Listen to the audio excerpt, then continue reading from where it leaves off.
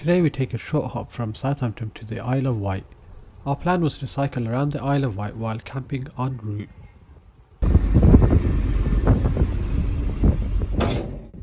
Once off the ferry, we found a suitable nearby car park where we would start our journey from. Just like that, we're ready to go and we're off. So we are crossing the River Medina on a small little ferry. It's crazy, you've got people's homes just in the background. You've got their living room, their bedrooms by the actual entrance of the ferry. And we're moving. So the crossing is only about, I would say about less than 100 meters across. So I don't know why they just haven't built a bridge across. It might not be cheap actually, but in the long run it's probably better. Yeah, it's a novelty crossing on a ferry like this. From the sounds of it, it feels like there's a chain pulling us across. So just remember, you have to actually dismount from your bike. It wasn't long before we were deep in the countryside. A nice downhill on the countryside with these guys. These views, oh my word, absolutely amazing. As we cycled eastward, the clouds started clearing and the weather warming. Bloody hell, am I out of shape. Need some water to keep hydrated, but what makes it worth it is check out some of these views. Taking a pit stop, so flipping tired, and plus I was wearing a couple of different layers. I was wearing this, a jumper and a waterproof coat, so I've just taken those off now. It's crazy. So this is Bembridge Marina. I think the tide's kind of halfway in and halfway out. People have their sailboats docked. Strange thing is, I wonder how they get to the ones that are in the middle. It looks like some of these are massive barges that people have turned into homes. Homes on the sea, literally. What the hell? There's an airport here. Might be some pilot school of some sort. They're all single engine Cessna. So that was Bembridge Airport. And this is the local pub that's attached to the airport. It's called the Propeller Inn, appropriately named. It was lunchtime by the time we got to Sandown Beach. The location seemed perfect for families with children as it had lots to offer. For starters, they had a wildlife sanctuary. They've even got a dinosaur museum. They've got quite a few things here actually. So they've got the apparatus over there. They've got go-karts at the back and mini golf. We stopped off at this halal place. It's on the main high street. It's called Chicken and Pizza Land, I think. That was a good meal. I needed that. Replenished onwards. Bell! Try this one out for change. Sure, there must be a reason why they're saying no to beavers. So Isle of Wight really does have the best of everything that England has to offer. It's got nice beaches, it's got nice hills, country paths. What more could you ask for really? And with days like this where the sun's shining and the skies are blue, it just makes everything look even more amazing. We've come on a perfect day, sun shining, temperature's perfect, and I'm cycling through some national forest. I think it's a national forest actually, I'm not really sure. Either way, it's amazing. So this weather is so amazing that I feel like they need to use this in their brochures. It's like you got the blue skies, you got the green land, I don't know, landscape. It's just amazing. I feel like everywhere I look, the scenery is amazing, and I just want to take pictures of everything, but obviously I can't really, otherwise it's going to take me forever to get around the isle.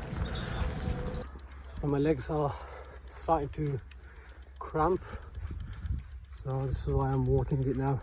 So yeah, we're about halfway through. So yeah, I need my legs to kind of recover, at least for the last stretch.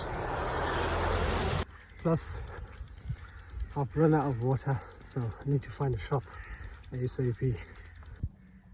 This just looks photoshopped, doesn't it?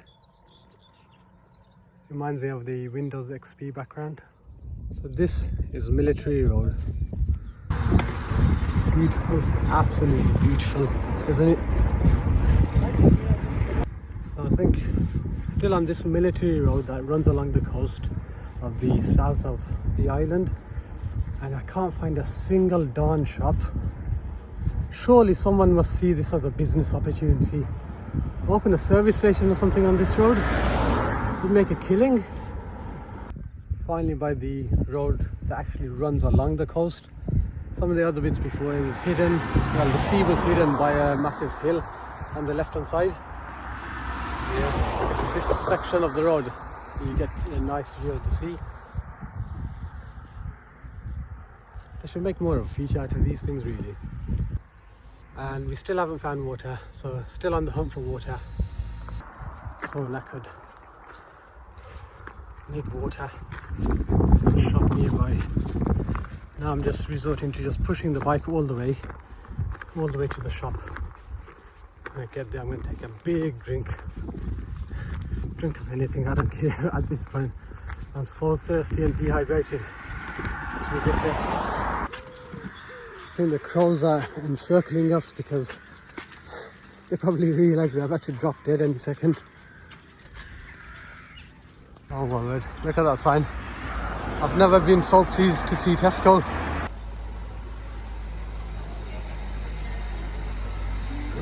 After downing what tasted like the best drink I've ever had in my life, we arrived at the campsite, which was fortunately near the Tesco. Oh my god, we actually made it. Yeah, we were planning to go to the furthest point, which is Needles Point, I think, but we're too shattered. I think the dehydration killed us off, so yeah, that wasn't happening. We did actually go to Needles the next morning, but I have to say, other than the views from the top of the hill, it was a bit underwhelming. Plus, we had rubbish weather. Good thing we've got here in time though, because the cloud is kind of creeping in. It is meant to rain overnight, so we want to get our camp or tent set up ASAP and then basically take our shoes off because our legs are shattered. I think Isle of Wight has basically destroyed our legs. But yeah, I don't think I'd bother showing you tomorrow's journey. Tomorrow's journey is going to be short and sweet, straight to the ferry. I think it's probably going to take us max an hour, and there isn't really much to see. And to be honest, the way our legs are, I don't think we'd be taking any details to any scenic sites. It's safe to say we bit off more than we can chew in terms of cycling. I think when bike camping, 20 miles a day is max for us. I think that's what we've kind of figured out.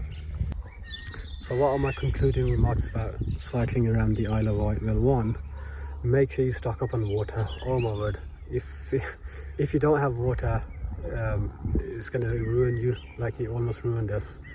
I would say it almost killed us. But besides that, to be honest, oh my word, Isle of Wight, you have to come and check it out.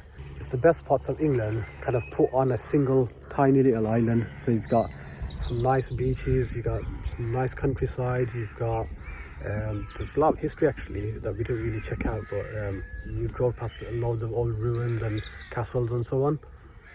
In fact, there's quite a lot of areas of outstanding national beauty, so these are like national forests.